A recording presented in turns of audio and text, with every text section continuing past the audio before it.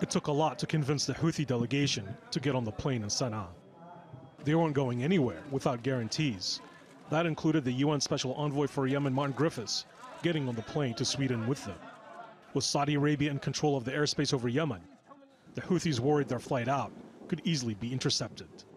It's the first meeting in 2 years between the warring factions. Overseen by the United Nations, this first round of negotiations will focus on confidence-building measures and a possible ceasefire. They should reach agreement. They must find a solution to end this crisis that has caused so much suffering to the Yemeni people. And they should know that the Yemeni people blame them for the situation that we are in today. The Saudis have previously asked for guarantees the Houthis will stop launching missiles against them. The Houthis want an end to the Saudi-led military intervention. Meanwhile, aid groups warn that the country is on the verge of a vast famine as food prices soar. The port of Hodeidah is surrounded by fighting. That's cut off most of the aid.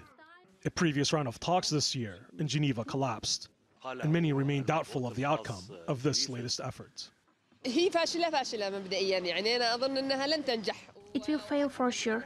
I don't think they will succeed at anything. The situation internally is really bad, and especially after the destruction of the currency, the continuing siege, the destruction of the economy, the worsening circumstances of civilians. The situation will continue to get worse, forcing people into poverty.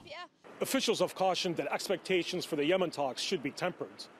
The process will not be easy, but both sides seem to agree that the talks in Sweden are a necessary first step to resolve a conflict that has torn the country apart. But can war be replaced with reconciliation? It's unlikely these talks will lead to that breakthrough. The hope is there'll be a start, a small but important step towards building confidence and goodwill, and eventually an end to a conflict that began 4 years ago. Ube Shabander, TRT World, Stockholm, Sweden.